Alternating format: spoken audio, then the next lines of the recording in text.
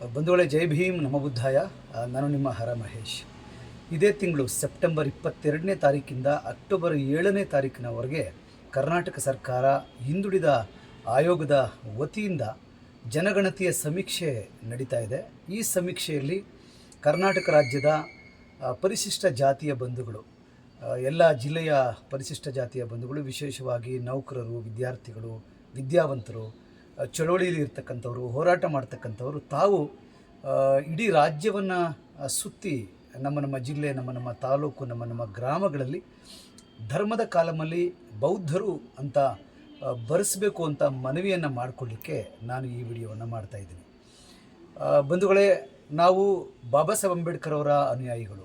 ಬಾಬಾ ಸಾಹೇಬ್ ಅಂಬೇಡ್ಕರ್ ಅವರು ಅಕ್ಟೋಬರ್ 14, 1956ನೇ ವರ್ಷದಲ್ಲೇ ನಾವೆಲ್ಲರೂ ಈ ದೇಶದ ಶೋಷಿತ ಸಮುದಾಯದವರು ಈ ಜಾತಿ ವ್ಯವಸ್ಥೆ, ಅಸ್ಪೃಶ್ಯತೆ, ಈ ಸಾಮಾಜಿಕ ಅಸಮಾನತೆಯಿಂದ ವಿಮೋಚನೆಗೊಳ್ಳಬೇಕು ಅಂತ ಹೇಳಿ ಎಲ್ಲರನ್ನು ಕೂಡ ಬೌದ್ಧ ಧರ್ಮದ ಕಡೆಗೆ ಮರಳಿ ಕರೆದುಕೊಂಡು ಹೋಗುವ ಮೂಲಕ ಒಂದು ದೊಡ್ಡದೊಂದು ವಿಮೋಚನೆಯನ್ನು ನಮ್ಮೆಲ್ಲರಿಗೂ ಕೊಟ್ಟಿದ್ದಾರೆ.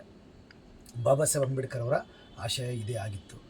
ಆ ನಂತರ 1990ರಲ್ಲಿ ಒಂದು ಸಂವಿಧಾನದ ಅಮೆಂಡ್ಮೆಂಟ್ ಆಗಿದೆ. ಏನಂದರೆ, ಬೌದ್ಧ ಧರ್ಮಕ್ಕೆ ಪರಿಶಿಷ್ಟ ಜಾತಿಯವರು ಮರಳಿದರೂ ಕೂಡ ಅವರಿಗೆ ಪರಿಶಿಷ್ಟ ಜಾತಿಯ ಸರ್ಟಿಫಿಕೇಟು ಮತ್ತು ಇತರೆ ಸಾಮಾಜಿಕವಾಗಿ, ಶೈಕ್ಷಣಿಕವಾಗಿ ಮತ್ತು ರಾಜಕೀಯವಾಗಿ ಯಾವುದೇ ವ್ಯತ್ಯಾಸ ಆಗದೇ ಇರತಕ್ಕಂಥ ರೀತಿಯಲ್ಲಿ ಮೀಸಲಾತಿ ಮತ್ತು ಇನ್ನಿತರ ಸೌಲಭ್ಯಗಳು ಸಿಗೋ ರೀತಿಯಲ್ಲಿ ಒಂದು ಕಾನ್ಸ್ಟಿಟ್ಯೂಷನ್ ಅಮೆಂಡ್ಮೆಂಟ್ ಆಗಿದೆ. ಆ ಅಮೆಂಡ್ಮೆಂಟ್ನ ಆಧಾರದ ಮೇಲೆ 1990ರಿಂದ ಇಲ್ಲಿ ತನಕ ಸೆಂಟ್ರಲ್ ಗೌರ್ಮೆಂಟ್, ಕೇಂದ್ರ ಸರ್ಕಾರ ಕೂಡ ಸುತ್ತೋಲೆಯನ್ನು ಹೊರಡಿಸಿದೆ. ಈ ವಿಷಯಕ್ಕೆ ಸಂಬಂಧಪಟ್ಟ ಹಾಗೆ ಎಲ್ಲ ರಾಜ್ಯ ಸರ್ಕಾರಗಳು ಕೂಡ ಸುತ್ತೋಲೆಯನ್ನು ಹೊರಡಿಸಿದೆ. ಕರ್ನಾಟಕ ಸರ್ಕಾರವು ಕೂಡ ಸಮಾಜ ಕಲ್ಯಾಣ ಇಲಾಖೆ, ಕಂದಾಯ ಇಲಾಖೆಯ ಮೂಲಕ ಪರಿಶಿಷ್ಟ ಜಾತಿಯವರು ಬೌದ್ಧ ಧರ್ಮಕ್ಕೆ ಮರಳಿದರೂ ಕೂಡ ಅವರಿಗೆ ಯಾವುದೇ ರೀತಿಯ ತೊಂದರೆ ಆಗುವುದಿಲ್ಲ ಮತ್ತು ಅವರಿಗೆ ಪರಿಶಿಷ್ಟ ಜಾತಿಯ ಸರ್ಟಿಫಿಕೇಟ್ ಸಿಗುತ್ತೆ ಅಂತಕ್ಕಂಥ ಸುತ್ತೋಲೆಯನ್ನು ಹೊರಡಿಸಿದೆ.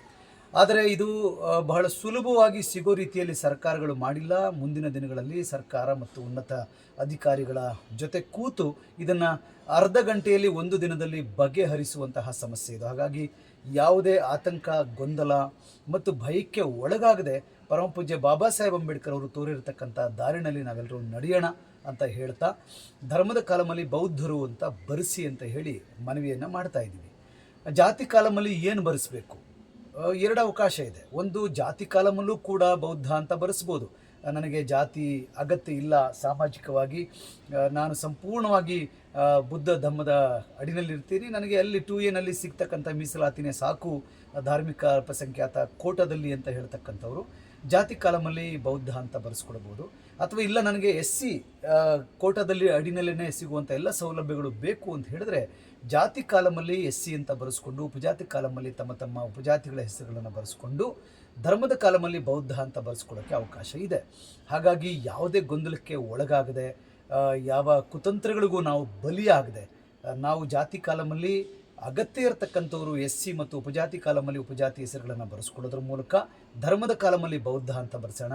ನನಗೆ ಈ ಬೌದ್ಧ ಧರ್ಮದಲ್ಲಿ ಜಾತಿ ತರಕ್ಕೆ ಇಷ್ಟ ಇಲ್ಲ, ನನಗೆ SC ಅಂತಕ್ಕಂಥ ಹೆಸರಲ್ಲಿ ಯಾವುದೇ ಮೀಸಲಾತಿ ಬೇಡ ಅಂತಕ್ಕಂಥವ್ರು ಜಾತಿ ಕಾಲಮಲ್ಲೂ ಕೂಡ ಬೌದ್ಧ ಅಂತ ಬರೆಸ್ಬೋದು ಅಥವಾ ಖಾಲಿ ಬಿಡ್ಬೋದು. ಆದರೆ ಧರ್ಮದ ಕಾಲಮಲ್ಲಿ ಬೌದ್ಧ ಅಂತ ಬರೆಸೋದ್ರ ಮೂಲಕ ಬಾಬಾ ಸಾಹೇಬ್ ಅಂಬೇಡ್ಕರ್ ಅವರ ಆಶಯವನ್ನು, ಕನಸನ್ನು ನಾವೆಲ್ಲ ಈಡೇರಿಸೋಣ. ಮುಂದಾಗುವಂತಹ ಎಲ್ಲ ಸವಾಲುಗಳನ್ನು ಒಟ್ಟಿಗೆ ಸೇರಿ ಎದುರಿಸೋಣ. ಒಟ್ಟಾರೆ ಈ ಜಾತಿ ವ್ಯವಸ್ಥೆ, ಅಸ್ಪೃಶ್ಯತೆ, ಈ ಸಾಮಾಜಿಕ ಅಸಮಾನತೆಯಿಂದ ಹೊರಗಡೆ ಬಂದು ಘನತೆಯ ಜೀವನವನ್ನು ನಮಗೆ ಕೊಡಿಸ್ಕೊಳ್ಬೇಕು ಅಂತ ಏನು ಬಯಸಿದ್ರು ಬಾಬಾ ಸಾಹೇಬ್ ಅಂಬೇಡ್ಕರ್ ಅವರು, ಆ ಒಂದು ಅವಕಾಶ ಈಗಾಗಲೇ ತುಂಬ ಜನ ಬೌದ್ಧ ಧರ್ಮವನ್ನು ಅನುಸರಣೆ ಮಾಡ್ತಾ ಇದ್ದೀವಿ. ಆದರೆ ದಾಖಲಾತಿಯಲ್ಲಿ ಅದು ಇಲ್ಲ. ಈಗೊಂದು ಅವಕಾಶ ಇದೆ. ದಾಖಲಾತಿಯಲ್ಲಿ ನೀವು ಧರ್ಮದ ಕಾಲಮಲ್ಲಿ ಬೌದ್ಧರು ಅಂತ ಬರೆಸೋದ್ರ ಮೂಲಕ ನಾವೆಲ್ಲರೂ ಸಾಮಾಜಿಕವಾಗಿ ಒಂದು ವಿಮೋಚನೆಗೊಳ್ಳೋಣ, ಬಾಬಾ ಸಾಹೇಬ್ ಅಂಬೇಡ್ಕರ್ ಅವರ ಕನಸನ್ನು ನನಸು ಮಾಡೋಣ ಅಂತ ಹೇಳ್ತಾ, ಕೊನೆಯದಾಗಿ ಜನಗಣತಿ ಸಮೀಕ್ಷೆಯಲ್ಲಿ ಧರ್ಮದ ಕಾಲಮಲ್ಲಿ ಬೌದ್ಧರು ಅಂತ ಬರೆಸಿ ಅಂತ ನಾನು ತಮ್ಮಲ್ಲಿ ಕೋರ್ಕೊಳ್ತಾ ಇದ್ದೀನಿ. ಜೈ ಭೀಮ್, ನಮೋ ಬುದ್ಧಾಯ. Thank you so much.